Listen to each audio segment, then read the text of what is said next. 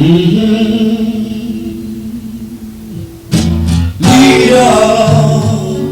oh leader, just like me and you.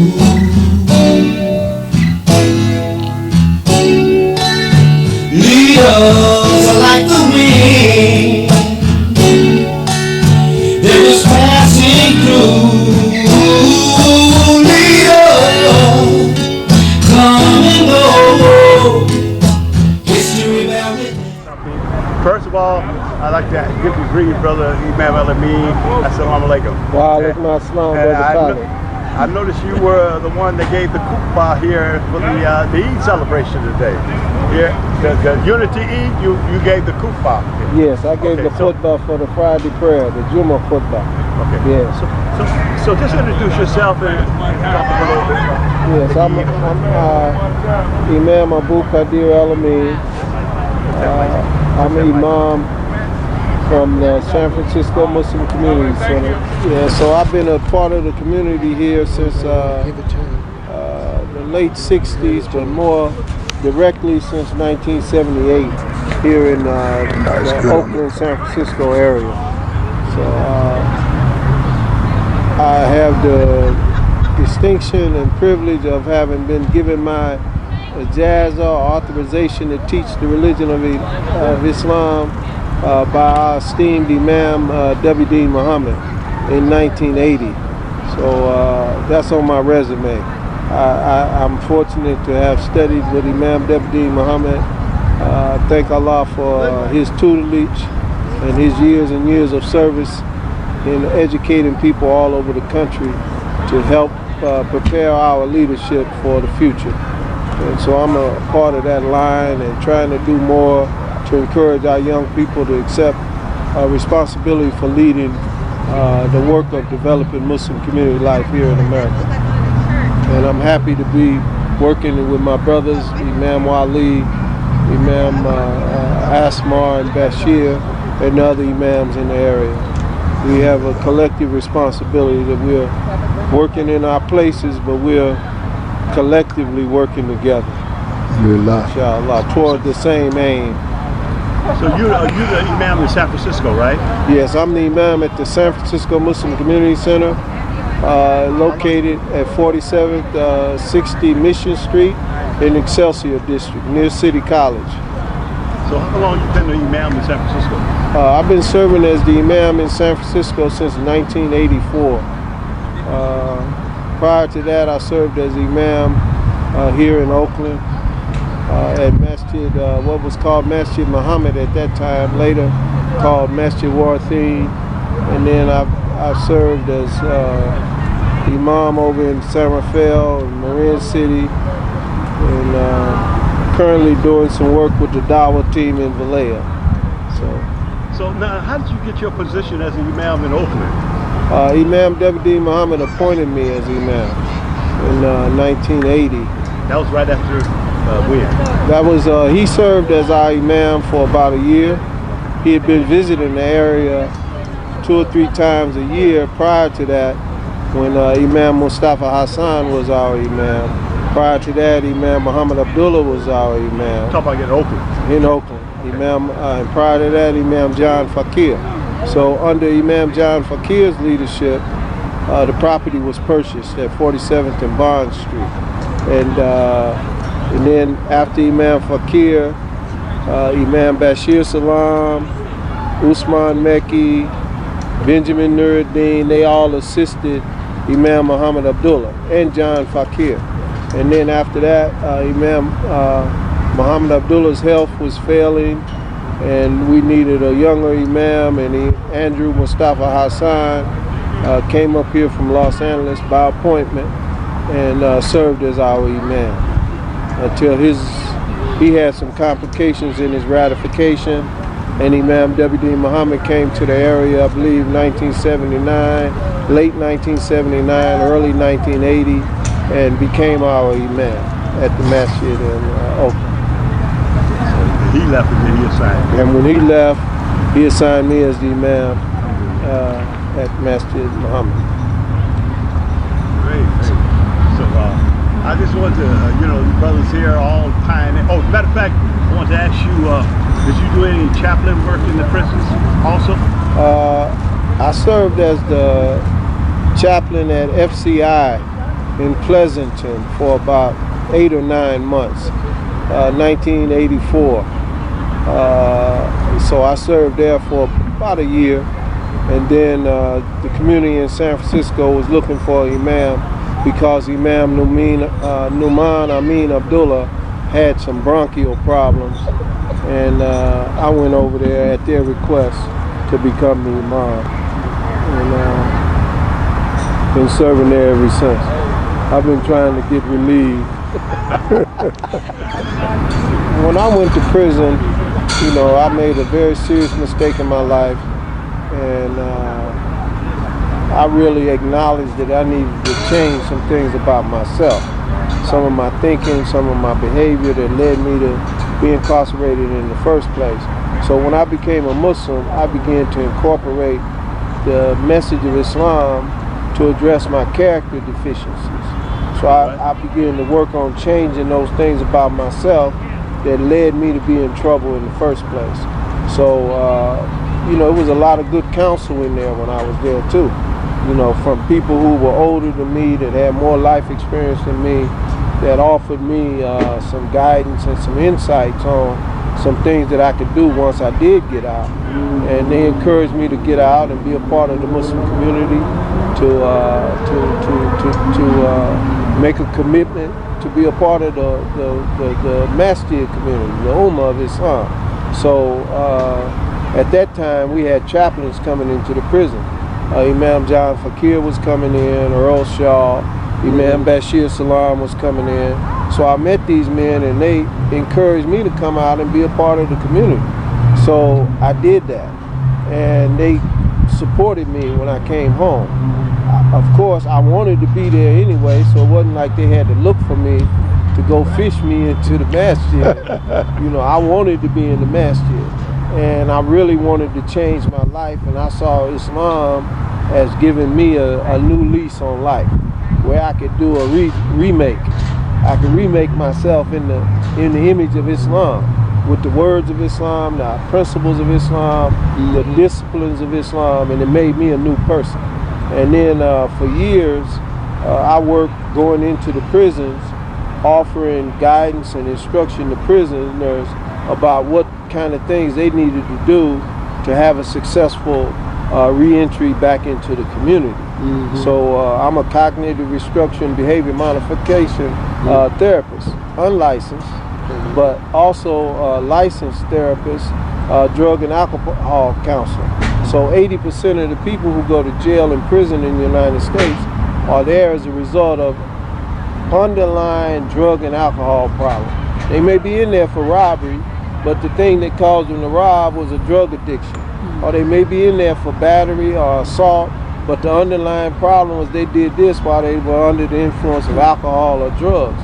So if you go in prison and you don't address those underlying factors that contributed to your breaking the laws in the first place, then you're taking Islam and you're putting it on top of something. Right. And you're stuffing it. Instead of getting those desires and those things out of your system, you're just putting something on top of it.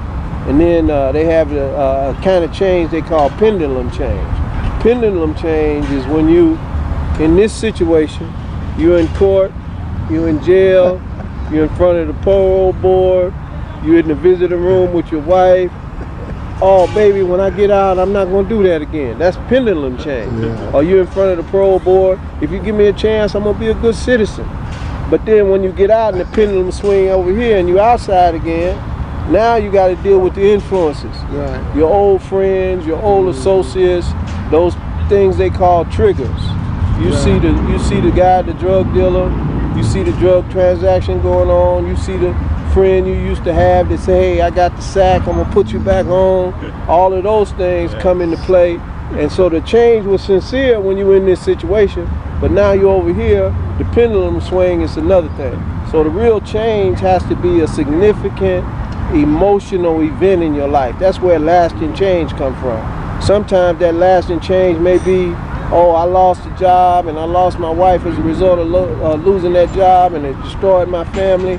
I'm gonna never put myself in that situation again. That may be a motivation for a person to become a business owner because they had a significant emotional event that caused them to change something about them that enabled them to go to another level. So this is part of what happened. And then they have what they call change by exception. This is the people who make excuses. They say, oh, Wali did it, but Wali, Wali, he's exceptional. Well, that's not real change. He's not exceptional. He's changed because he follows certain principles. So some people think that the people who made it, well, they're different than me. No, we're all the same. But we have to follow the formulas, we have to follow the prescriptions, and when we follow them, we get the results. It's just like when you bake a cake. If you follow the recipe, Yes. if you follow the recipe, then the outcome is generally going to be right. The temperature was right, the time you left it in the oven, you're going to get a good outcome. What people do is they don't want to follow recipes. They don't want to follow the formula. They don't want to go see the parole officer. They don't want to go get a job. They want to do what they want to do, and their own best thinking is what led them to prison in the first place. Right. So, we have to change the thinking. Right. You have to think differently. And then you have to have some remorse about whatever you did. And when you come to the community, they don't owe you anything. You owe the community something. We paid for the people in jail, in prison. We paid for their food, their clothes, their toilet paper. The taxpayers pay for all of that for years. And then they come out thinking somebody owe them something. No, you owe me something. Right. So now how did you deal with now you said influences. Now I know you probably had influences when you came out, negative influences. Right. How were you able to combat that? Is it change of environment or what? Sometimes that give you the strength to be able to fight off the temptation. Well, I stayed in association with these brothers. Okay. So me being in association with these men, Wali not gonna let me do nothing wrong in front of him. Okay. So he becomes what we call a protective factor. He's protecting my life through our association. We used to say it like this: men sharpen men and steel sharpen steel. Right. So when we associate with good people, that goodness rub off. Right. And then we strengthen each other. We add value to the other person's life by being a good support for them. So though I wasn't seeking it as a support system, that's what it is. In recovery, they have what they call protective factors that will help keep you in recovery. One of them is meetings. Well, we meet. We go to the masjid. We go to prayer. That's a meeting where we're meeting with like-minded people who are doing things that are positive, and that positive replaces the negative. Though the negative is there, we're doing something different that gives us the power, strength, willpower to resist the negative influences. So we develop a power through association with good people and doing the things Islam calls us to do. Okay, so what I hear is that you're saying in order to stay strong from the negative influences is when you come out as a prisoner, surround yourself with positive people, positive, right? In association with positive. Right, and yourself too. You have to stay positive. You have to have a determination. That's your individual determination, because you may have to deal with the negative environment. I wasn't around them all the time. The times when I was around them, that was a rebuilding process, strengthening, encouragement. We get encouragement for each other. And then when I'm around negative people, I say, okay, they're negative. I hear what they're talking about. I gotta go. I give them a few minutes. I ain't giving them a whole lot of time. I ain't staying in no negative environment too long. If you stay around people smoking cigarettes, you're gonna smell like cigarettes. That's right. So if you stay around people who are doing other things that's worse than smoking cigarettes, that's gonna rub off on you too. So association bring about assimilation. That's right. So we associate with good people.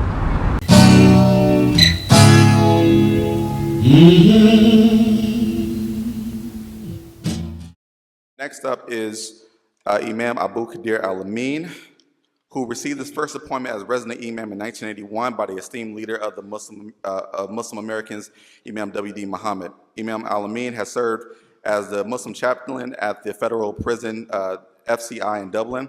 Additionally, he has worked for the Center of Juvenile and Criminal Justice as program director and associate director for 23 years. As Imam of the San Francisco Muslim Community Center, he served as convener of Western Regional Imams from 1995 through 2010. He has been involved in city and statewide issues and concerns as a community organizer. His travels on behalf of the Muslim community includes visits to Saudi Arabia, Thailand, China, Mexico, Kenya, Kuwait, Abu Dhabi, and Dubai. Imam Abu Qadir, the floor is yours. Assalamu alaikum. Wa alaikum assalam. A'udhu billahi minash shaitanir rajim. Bismillahir rahmanir rahim. I seek refuge with Allah against Satan, the rejected. I thank Allah for this opportunity to be on this panel. And I want to approach the question a little different. When I became impacted by the message of the Honorable Elijah Muhammad, I was a teenager, maybe 13 or 14 years old. Islam began to be popularized in black communities throughout America. I was living in Vallejo, California. Some prominent pioneers in the West Coast area were going to cities like Richmond and Vallejo and Bakersfield and Fresno, and they were fishing. And they were trying to attract us to Islam. And they reached many people that I had friendships with throughout my life and still have friendships with them that are still living. And Andrew Kandu, Mustafa Hassan was one of the ones. He said he knew me when I was 10 years old. He began to fish people in. And many of my friends joined the Nation of Islam. Brother Sam X. Upton,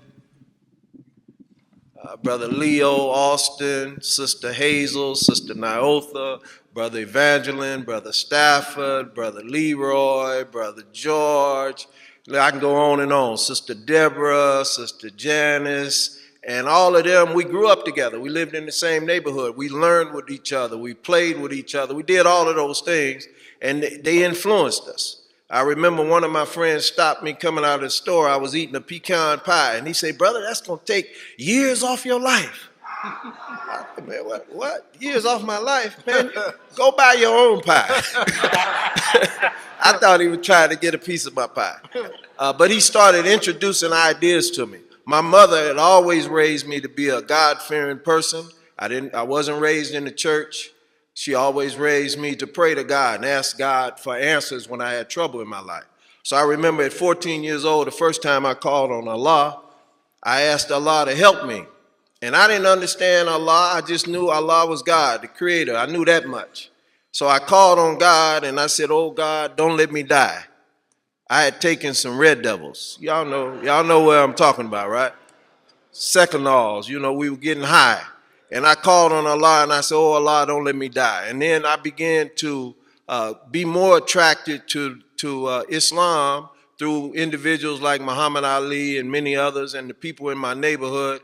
And we began to change certain of our habits. We stopped eating pork.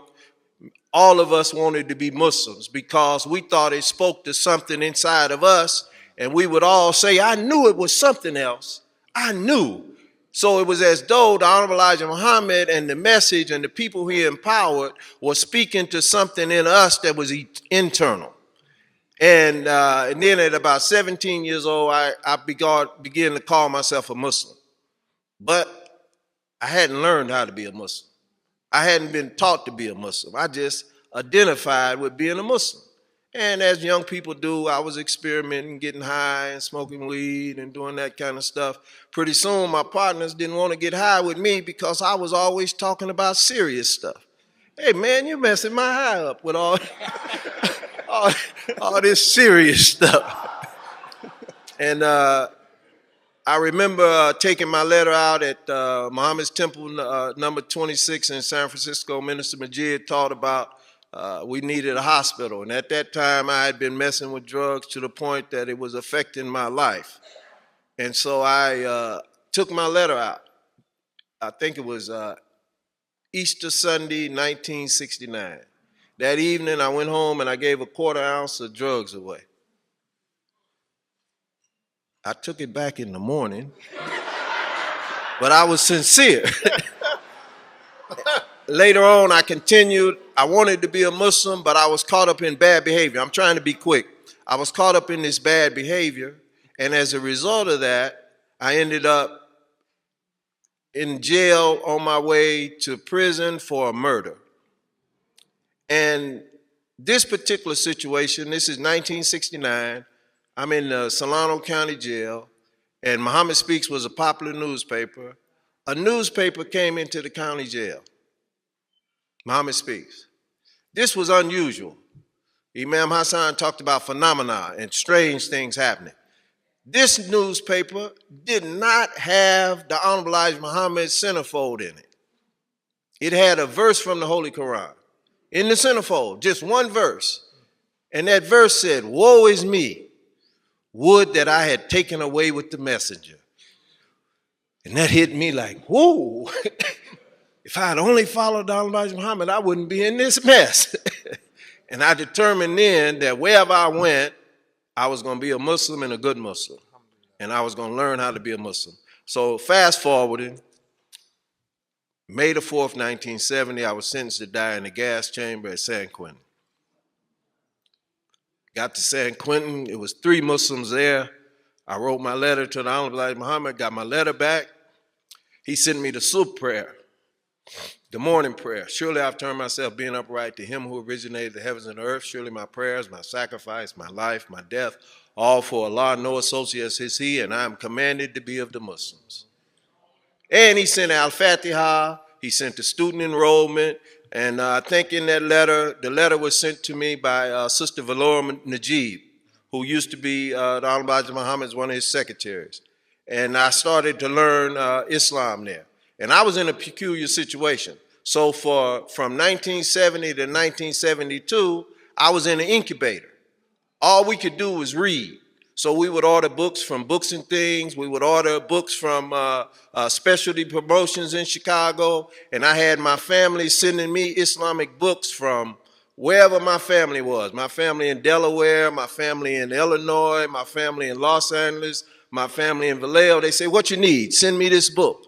So they would send me the Hadith books. They would send me Qurans. I think I first started learning my prayers in 1970. The first prayer I learned in Arabic was this one from the Honorable Elijah Muhammad that came with my acceptance into the community.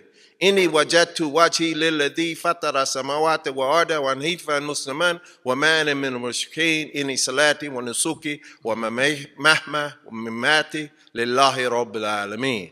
I learned that prayer while I was still on death row.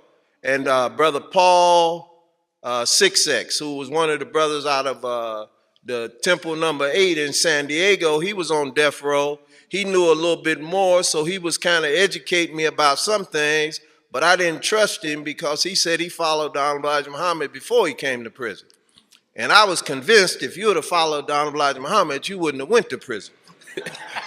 So I had a little, difference, in terms of how I saw things. So Allah blessed me. December, now, when the Honorable Elijah Muhammad said your own self is a righteous Muslim, I wanted to know what a Muslim was supposed to be so I could measure up to what I wanted to become. I wanted to become a Muslim, so I had to learn, and I began to learn the practices. I began to fast, not only during December, we also used to fast because I was reading books. We used to fast on the 13th, 14th, and the 15th. We used to fast when the moon was full because it had extra spiritual benefit. All of this was through reading and study through books that we were ordering through Muhammad Speaks newspaper. And the Honorable Elijah Muhammad taught us when you become a Muslim, you become a part of the Muslim world.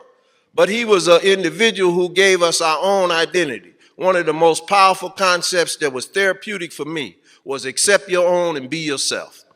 Accept your own and be yourself. And then he had a drawing in the centerfold in the progress section of the black man coming out of coming out of the heavens, stars and everything. And he said Allah created human beings like stars. All of them are unique and all of them are different and all of them had their own uniqueness. And that spoke to something in me. And I used to go to bed while I was on death row, and every night I would look at that image coming out the heavens and I would say, La ilaha illallah, Muhammadur Rasulullah, La ilaha illallah, Muhammadur Rasulullah. Nobody taught me dhikr, but I saw people breaking down on death row and losing their minds and becoming kind of psychotic, and I was like, I told my family, I said, if I don't lose my mind, I might be able to get out of here. So don't ever allow these people to put me on no medicine. I don't need no medicine. I don't care what they tell you. And Allah blessed me to get off of death row. I know my time's almost up. I got to say this. They had a psychological evaluation before they released 106 people who were on death row in 1972 when it was declared unconstitutional. And the psychiatrist asked me what did I think were the reasons for me ending up on death row. And I told him, obviously I'm here because I killed a man. But the real reason I'm here is because you kidnapped and enslaved my people and brought us over here and taught us your wicked way of life. Talk beer. Talk beer. Talk beer. I was 22 years old then. And then after that, I went to the mainline population at Dual Vocational Institution in Tracy. The Honorable Elijah Muhammad told us to do for self, so I enrolled in the bakery program. I learned the trade. I became a baker. I've owned 3 bakeries in California, 1 in Cupertino, 1 in Pacifica, 1 in Oakland. And I still believe I have one of the best pies that you can eat. And in conclusion, I know my time is up. Imam Yaqub, please excuse me.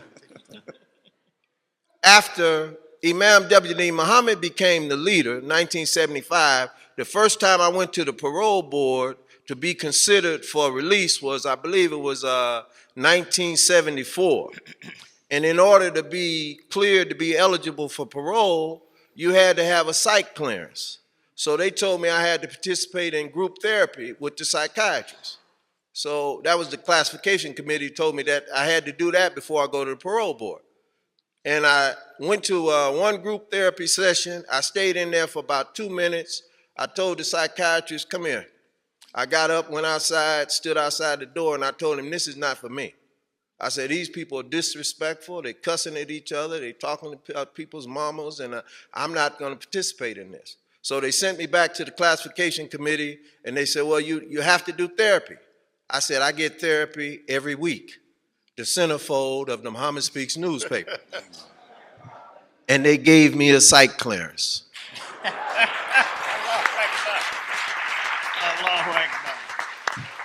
I got a parole date in,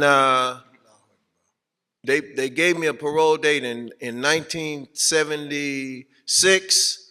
They gave me a 2-year release date. They said, you'll be released 2 years. On December the 4th, you'll be released. So I had a parole date. Something happened in the prison. One of our brothers got assaulted, attacked. They tried to kill one of our brothers. I had a parole date. Somebody had to address what had happened. So me and one of my homeboys from Illinois, Jesus Jihad Warif, took care of business. And I had a parole date, but we had to do what we had to do. That same day, I hit the warden in the mouth by trying to kill my Muslim brother. All right. They forgot I had a parole date. Took me to Folsom Prison, gave me 90 days loss of privileges. When they remembered I had a parole date, brought me back to San Quentin, took me to trial for assault, gave me 8 months county jail time. I didn't accept it. I said, I got to pray Salatu Istikhara first. They took me to the holding cell. I prayed Salatu Istikhara. The rest is history. Takbir. Allahu Akbar. Alhamdulillah. All right. Who taught me Salatu Istikhara? The Honorable Elijah Muhammad, through his publication, Muhammad Speaks. Whoever joins in a good cause has a share in it. Who shared with us all of that knowledge, all of those books, all of those things that we aspired for? And he told us not to be criminals, to be decent, upright human beings. I didn't want to be no prisoner. That ain't no badge of honor for me. I wouldn't even talk about this if Imam Muhammad hadn't told me you should tell that story because it could help other people. 2020 asked me to talk about that in 1981, 1982, 1983, 1984. I told him no. I talked to the Imam about it in Los Angeles at one of the events.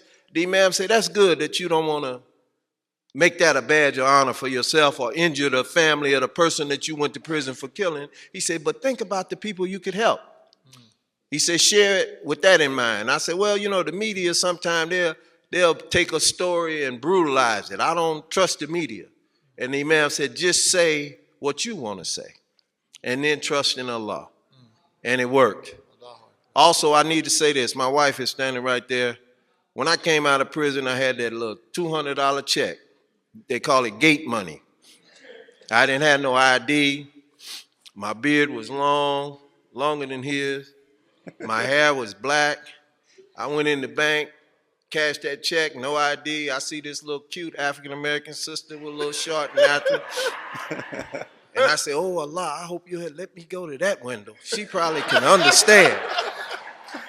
So I went to her window and I asked her and explained my situation that I just got out of prison. I need to cash this check so I can get my beard trimmed and a haircut. And I said, and maybe when I'm doing better, I can come and take you to lunch.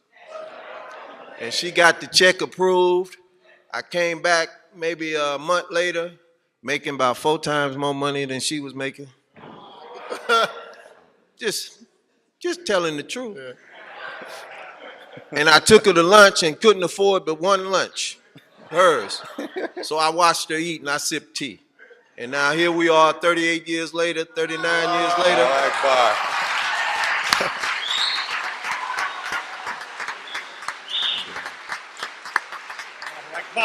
And all of that, I learned from the Honorable Elijah Muhammad and those men and women that he stood up and told us that our life is Muslim life and to reconnect with it and take it back and to reestablish ourselves, clean up our neighborhoods, clean up our communities, clean up our hearts and our minds.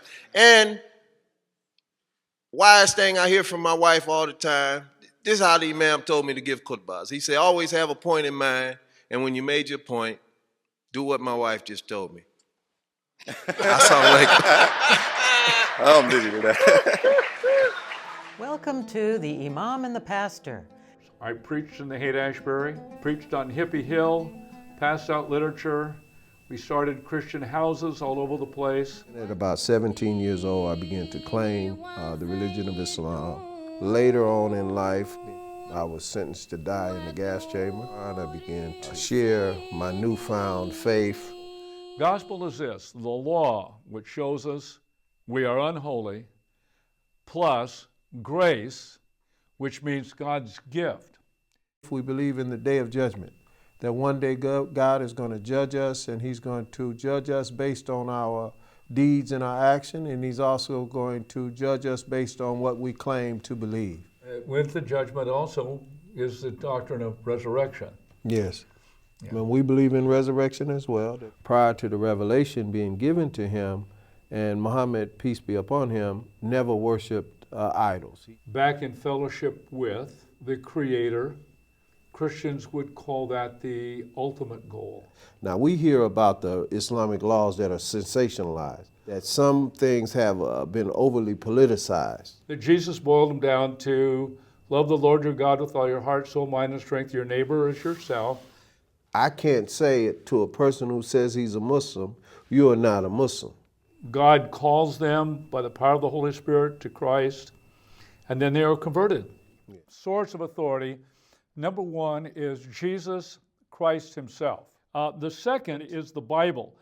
Thirdly, the inner witness. The highest authority in Islam is Allah, God, the one who revealed the Quran upon the heart of Muhammad the Prophet. Yes, we believe that the good should outweigh the bad.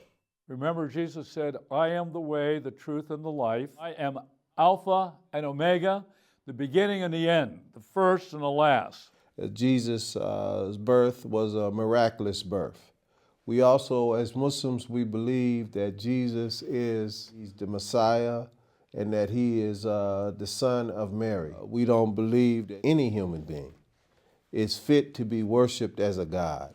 Christians have a big focus on prayer, Bible reading, a meeting or two a week, church service, maybe a Bible study, a prayer meeting. Of course, Muslims are prescribed to do the 5 daily prayers. But there's a prayer that has to be said in all of the daily prayers, and it's the opening chapter of the Holy Quran. We do it to grow in faith, Yes. and all Christians have the Great Commission. Muhammad the Prophet, he's the most excellent model. We have our little saying. Here we go. May the peace of God be with you.